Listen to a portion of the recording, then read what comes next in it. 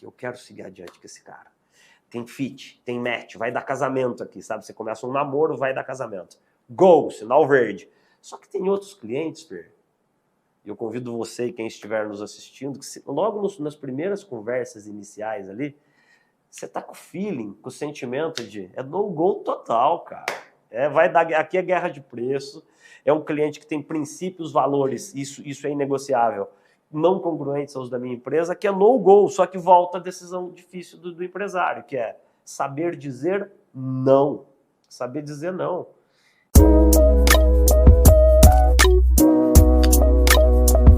Eu tenho muita clareza hoje com um negócio bem sucedido, ele parte prioritariamente de escolhas muito difíceis que o empresário tem que fazer. E o empresário não é só a gente que é pequeno, não. Dos mega empresários, eu converso cotidianamente, quase que diariamente, com os dirigentes, com os presidentes, com os diretores de algumas das maiores, mais bilionárias empresas do Brasil e do mundo. E os questionamentos que nós pequenos temos, eles têm também, só que numa outra escala. Eles falam o seguinte: puxa, Zé, a gente precisa muito da tua ajuda aqui para incutir na cabeça de toda a força de vendas que existem clientes ideais e que existem não clientes. E que aí a gente recorre, para terminar o longo raciocínio também, a um outro princípio, né? Que é do mundo acadêmico, mas também do mundo corporativo, que é o princípio de Pareto, que 20% dos nossos clientes respondem por 80% do nosso resultado. Tamo junto? Total. Legal. Total. Tem um estudo de Harvard recente agora, Fer, menos de um ano, tá? Que equipes de vendas de baixa performance, low performance, baixa performance, gastam mais de 55% do seu tempo nos 50% dos clientes que produzem os piores resultados. Ou seja, é o princípio de Pareto invertido. Equipe de baixa performance, você vai descobrir rapidamente na raiz que ela está gastando tempo no cliente errado. Ou seja, a gente tem que ser estratégico. Se 20% dos teus clientes respondem por 80% do teu resultado, a maior parte dos recursos, energia, tempo, dinheiro que você vai dedicar na sua empresa, na FCI não é distinto disso, tem que ser dedicados para os teus clientes prioritários. Porque é ali que vem a sua receita, é ali que existe uma troca de valor, é isso que a gente chama de venda de valor. Está gerando valor para os dois. Só que muitas vezes, quando eu abro os flancos, né, eu abro as laterais porque eu estou gastando tempo no cliente errado, eu estou deixando tempo aqui para o meu cliente entrar e me roubar o meu espaço lá dentro. Então veja, olha o tanto de dificuldade que a gente tem, e todo empresário tem que ter, que são decisões que você fala: eu vou atacar todo mundo. Tudo bem, você vai atacar todo mundo, você não vai conseguir dar atenção para ninguém. Você está ciente disso? Estou ciente disso. Toca o pau, cara. Você vai ter que trabalhar com uma margem um pouco mais abreviada e uma série de outros outputs aqui, de outros problemas que você vai ter associados a isso. Mas são decisões difíceis. Então, na verdade, esse controle de ansiedade de um empresário, seja eu, você, os nossos clientes, aquele que efetivamente precisa de um efetivo resultado, é termos o bom uso do nosso time, para termos um bom uso do time da equipe em si, em prospecção. Exato. É ter uma boa definição de quem são efetivamente os bons clientes para constituir para a nossa empresa. É isso. E olhando para isso, vou me dedicar mais tempo, porque de fato, perfeito, um cliente, um potencial lead exige muito tempo, dedicação, perfeito, construção de informações, total, construção de ideias, conexões, e que muitas vezes as equipes tomam mais tempo tentando contribuir para um funil cheio, quando na verdade, será que vale a pena esse funil tão cheio? É isso. Ou um funil mais consistente, com menos leads, mas muito mais qualificados e aderente ao teu negócio? É isso. Eu vou te trazer aqui uma frase que eu criei, né? E que hoje muita gente usa aí, e me dá muito orgulho, que é: a frase nos faz pensar. Não estou dizendo que a frase é boa, mas ela é minimamente provocativa. Quando você gasta tempo no cliente errado, você deixa de investir tempo no cliente certo. Veja que são dois verbos distintos. Quando você gasta tempo no cliente errado, você deixa de investir tempo nos clientes certos. Então são, desculpa ser repetitivo, decisões duríssimas do empresário. E o que acontece na prática? Que quando a gente é tomado pela ansiedade, você não tem a tua capacidade de discernir, a tua capacidade de diferenciar o bom do ruim é zero. você trata todo mundo igual. E essa é uma falácia que existe em vendas, né? Muita gente fala, aqui todo cliente é importante, legal. Eu concordo com isso. Só que existem clientes que são mais importantes que os outros. Vou te dar um exemplo. Eu vou muito. Olhando nos seus olhos aqui, eu quero te pedir desculpa pelas inúmeras vezes que eu demoro de te responder. Eu quero que você entenda que é pelo fato de eu não estar com tempo disponível sequer para olhar WhatsApp, para olhar e-mail, porque ou eu estou em treinamento ou estou voando. Ontem mesmo eu estava num voo longo, vindo de João Pessoa para cá. Legal. Eu sou diamante, black, em todas as companhias. Todas as companhias. Então, tem uma das companhias aqui no Brasil que agora, para os clientes mais top deles, Fer, dos mais top, por exemplo, alguns que já são black signature nessa companhia, eles são os únicos no avião que recebem lanchinho quentinho. Olha que legal. Outra coisa que eles recebem. Então, os bancos dos aviões aqui é 3 e 3, certo? Nesses clientes, é 1 e 1. Daí a cadeira do meio fica disponível. Olha o conceito de diferenciação para os teus clientes mais prioritários. Eles te tratam pelo nome. Dona Fernanda, eu sou o José Ricardo, eu sou o Antônio, eu sou a Maria, a Ana e vou estar tomando conta da senhora ao longo de todo o voo. Se a senhora tiver qualquer dificuldade, me chama. Fora o atendimento, uma aguinha especial, um lanchinho quentinho, beleza. Para os clientes Black Signature desta companhia aérea específica, eles acabaram de lançar um outro serviço, que aqui no aeroporto de Congonhas vai ter um Audi elétrico que vai levar a Fernanda, ó, Fernanda é Black Signature. Você vai ser chamada na fila. Ó, senhora, por favor, nos acompanhe. Você vai de carro elétrico até o avião.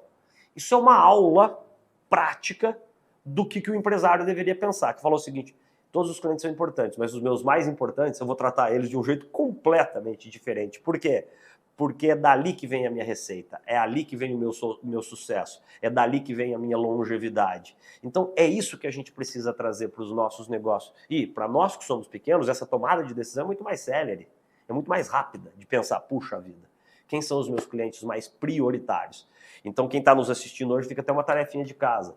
Pensar quem são os teus clientes prioritários e se questionar se você tem criado condições especiais que demonstrem na prática para eles que verdadeiramente especiais eles são e que eles gozam, em virtude desse prestígio de investir mais com você, eles gozam de uma série de benefícios que o resto dos clientes não tem acesso a esses benefícios. E você fala, Zé, mas é tão difícil tomar essa decisão. É difícil, mas é necessário.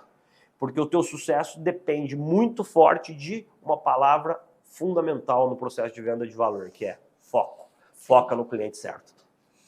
São pontos que parecem ser muito simples, mas em execução... Dificílimos. Pra cacete. São pontos que a gente sempre alerta, né? Porque as dificuldades de uma empresa no Brasil são as mesmas dificuldades que nós encontramos no mercado internacional. Total. A única diferença é que nós temos menos competidores. Te parece estranho, mas é verídico. Nós entregamos recentemente um estudo de mercado fantástico a respeito de pães. Quanto que nós consumimos pães aqui no Brasil, como tantos outros países também consomem. Você estava me contando isso nos bastidores. Quantos existem fornecedores brasileiros para o mercado internacional para a parte de consumo de pães? Claro. Se eu tiver 1, 2 ou 3, são muitos. Ou Perfeito. seja, enquanto eu estou numa briga interna de preço, de termos muitas indústrias capazes de produzir o mesmo produto e muitas vezes mais barato, eu estou deixando de olhar para o mercado internacional, que é altamente rentável. Total. Um mercado repleto de muitas oportunidades, mais de 8 bilhões de pessoas ao redor do mundo, né? Enquanto nós somos 230 Exato. milhões. Exato. E nós estamos brigando dentro de um único bairro, enquanto a gente está deixando de olhar uma nação completa. Exato, perfeito. Né? As nossas dificuldades são semelhantes no mercado internacional. Por que nós nos motivamos a olhar para o mercado internacional?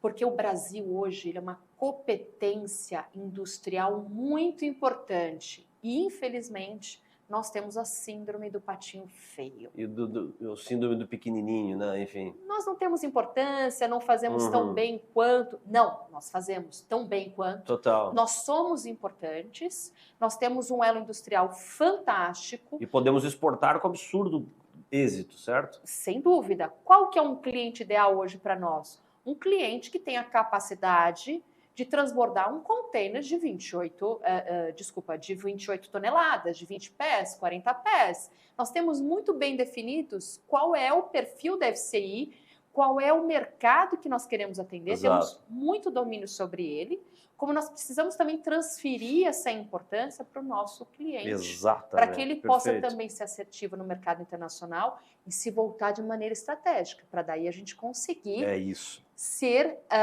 mais certo, termos a melhor oportunidade no país A, B, C ou D, porque ali a gente já encontrou que existe uma seara, que existe o cliente ideal para esse industrial brasileiro. Então, você vê que a gente repete essas necessidades total igual, tá vendo? A nível mundial. Ou seja, o que você entrega hoje, Zé, é tão importante em qualquer nação. Que difere? Imposto, total, modelo de consumo, mas as dores são muito parecidas. São muito parecidas. São muito O parecidas. que difere também, que parece ser algo menos importante, mas é muito, muito importante o relacionamento. Tem nações que não dão tanto valor ao contato, ao entendimento de quem é o Zé, quem é a Fernanda, como existem muitas outras nações, que isso é tão importante quanto ter um bom preço. Total, verdade. Eu tô te ouvindo falar, Fer, isso me fez, você sabe que eu adoro ler, né? Tem um livro que eu já li há muitos anos, na verdade, há muitos anos, e que muita gente depois saiu batendo um pouco no livro, falando que os modelos de globalização falharam e tal, né? Enfim, não existe modelo perfeito, mas é um livro de um dos meus preferidos articulistas no New York Times, né? Ele se chama Thomas Friedman, e ele tem um livro chamado O Mundo é Plano. O Mundo é Plano. Livraço.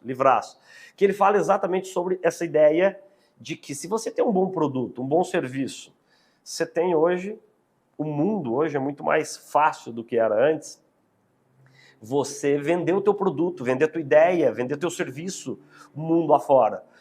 E muitas das empresas que eu opero, né, por serem empresas globais, a gente fala muito sobre isso, né?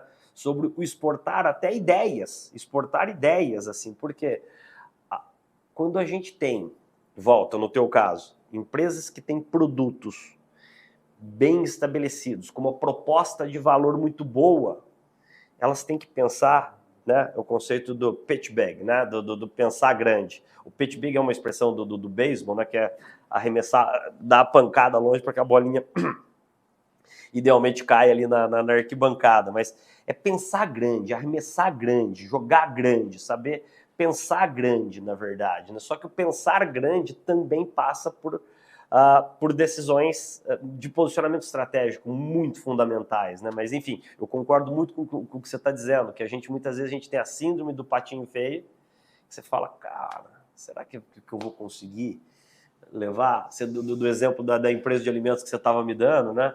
Eu viajo muito, né? Esse ano, por exemplo, eu tive 3 vezes nos Estados Unidos, a maior parte das vezes para estudar. Acabei de voltar agora de Harvard, faz 3 semanas, e essa empresa que você estava citando, eles têm produtos deles nas gôndolas dos principais supermercados americanos. Eu tenho um dos meus maiores clientes, que é a Tramontina. A Tramontina, além de exportar, a Tramontina já fabrica fora. E é uma empresa extremamente bem sucedida dentro e fora do Brasil, e a tendência é que ela fique cada vez mais forte fora do Brasil. Se for ver assim, a planta deles nos Estados Unidos, você fala assim, cara, não fica devendo nada para as plantas em Carlos Barbosa, assim. Ou seja, existe um espectro de crescimento para as empresas hoje no mundo que é absurdamente sensacional. Mas volta, você tem que saber quais são os mercados, quais são os parceiros estratégicos que você vai usar para você ganhar o mundo. Porque, de novo, senão fica parecendo essa enxurrada de picaretagem que existe na internet, né? Você pode tudo, o céu é o limite. Blá, blá, blá, blá, blá, blá, blá. Você pode tudo, o céu é o limite? Como? Me dá os caminhos de como fazer isso, na verdade. Porque o caminho ninguém dá, né? Claro que o céu é o limite, legal. O céu é o limite, mas você vai precisar tomar decisões absurdamente fundamentais ao longo de toda a tua jornada. Você vai precisar pensar em posicionamento estratégico, você vai precisar pensar em crescimento, você vai pensar de que forma que você está gerando valor que sustente um processo de crescimento, que se sustente ao longo do tempo, porque, enfim, a empresa tem que existir a princípio ad eterno, né? Olhando para a posteridade, não olhando para os próximos 10 anos, mas, enfim, exportação baita mercado. é um baita mercado, mas a gente também lida muito com a ansiedade. Total. E a questão do patinho feio é uma questão que gera ansiedade. Total. Porque se eu entendo, né, isso no mercado nacional ou no internacional, que eu tenho outros produtos equivalentes, tão bom quanto, ou que talvez eu pudesse ter uma capacidade de fazer algo melhor, mas que eu não faço, e tomo uma decisão em ofertar um produto mais rapidamente que o meu concorrente, ou de maneira mais, né, metralhadora, pega a metralhadora, minha equipe comercial começa a atacar sem estratégia, eu continuo acreditando no patinho feio. Total. Porque eu continuo vendado de oportunidades, né?